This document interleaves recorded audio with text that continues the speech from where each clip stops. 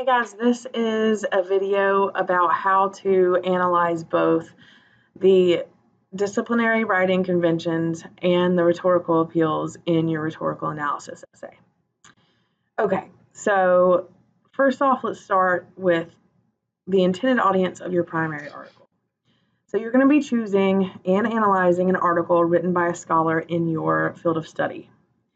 And that article will have been published in a discipline-specific academic journal. So we can assume that the intended audience consists of other scholars in your field of study, since those are the most likely readers of that academic journal. This brings us to the term disciplinary writing, and this term is used for the writing standards or conventions within a field of study.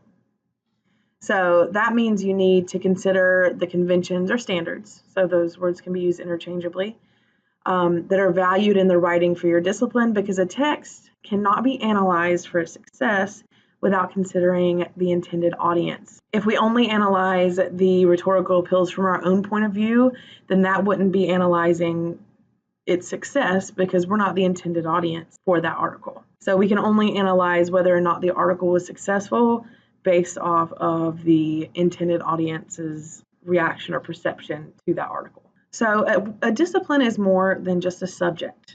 It's both a subject and a systematic way of approaching that subject.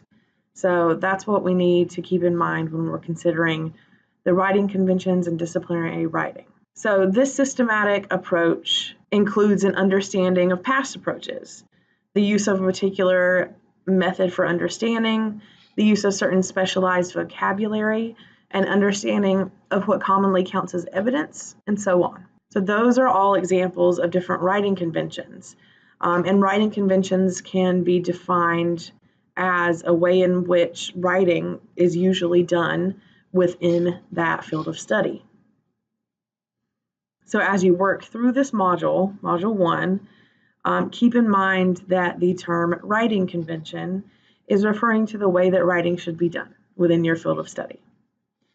So for the rhetorical analysis assignment, I'm asking you to find writing conventions that also align, so you'll be researching to find writing conventions in your field of study, in your discipline.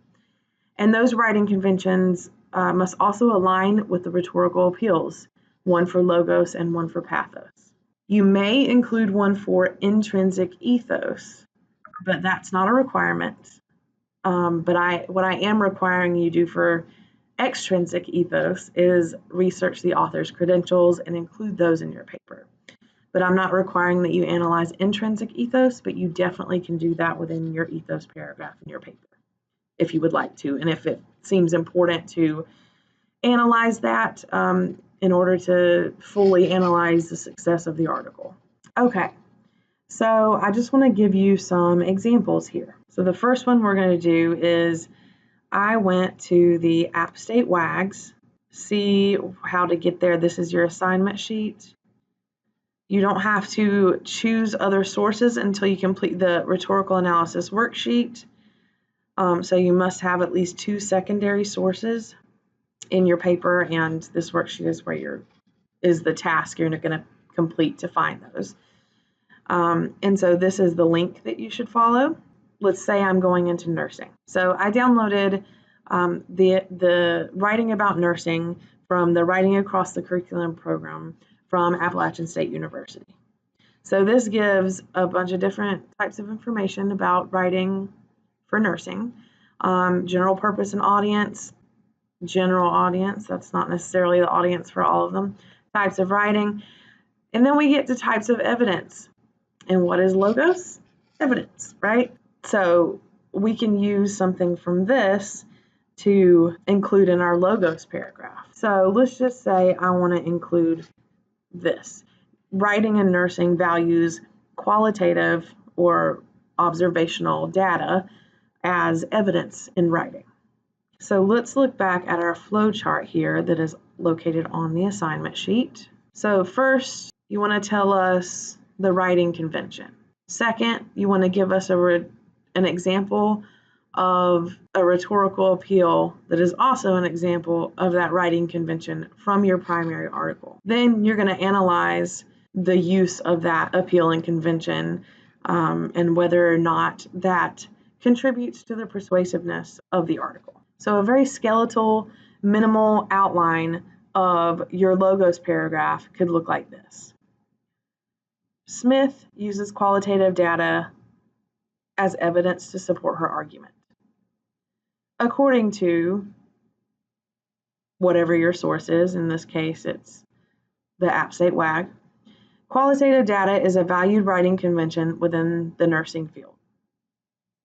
In the article, Smith presents this data when he says, and include a direct quote of that qualitative data. Then, this provides clear proof of the argument because, and that is your analysis portion. Moving on to pathos. When determining if your discipline values pathos, so some disciplines don't even value it, so that's the first thing you have to determine. And if they do value it, how do they value it? You may not be able to find a source that explicitly states that, but you may be able to infer it based off of what some sources you find say. So for example, let's pull up this is once again the nursing guide. So I have highlighted everything here that makes it seem as if pathos is not valued within writing within nursing. Data-driven, objective, it avoids first person, again objective, passive voice, which makes the writing more objective, using abbreviations and being concise. All of that leads me to believe that emotions, or especially getting the audience to feel emotions, are not a valued part of writing for the nursing discipline. Based on this, there are 3 ways that you could analyze your primary article. Number 1, you could argue that it's counterproductive for the author's argument if it does include pathos and that pathos is too obvious. If that pathos is minimal, you could say that it doesn't take away from the argument and it provides just a minor connection for the audience that contributes to the argument. And if it's non-existent, you could say that that was an intentional move that the author made to focus on the evidence, which the audience would value more highly than an emotional connection, since that audience consists of other scholars in the field. And vice versa, if pathos is a valued writing convention in a field of study, such as maybe sociology. So I have the sociology guide pulled up here. We can infer that pathos might be a valued writing convention based on the fact that you apply theories, you examine perspectives, you critique things, you take a position with things. So we can, I think, assume that pathos is valued here, but you might want more evidence of that since you do have to include a source in your paper. What I might do is I might Google to find another source. So I Googled emotion in sociology writing, and because emotion is such a popular topic in sociology, I'm not finding anything specific to writing. So I could really just stop there. Assume that because emotion is such a common topic in sociology and the topic of emotion almost can't be objective, that is reason to believe that using pathos in sociology writing is completely acceptable, if not a standard of the writing. Okay. Since you have to include a source to support your claim about the writing convention that aligns with pathos, you could just use the sociology guide and explain how you inferred that pathos was used in sociology writing based on this. And you could also just explain that Google search that you just did. Hey guys, I think that's it. Please just keep in mind that the writing convention that you choose has to align with the rhetorical appeal that you're analyzing. And the example of that rhetorical appeal from your primary article must also be an example of that writing convention. If this doesn't make sense, please make sure you're available for one of my scheduled office hours so that you can pop in and ask me any questions that you have.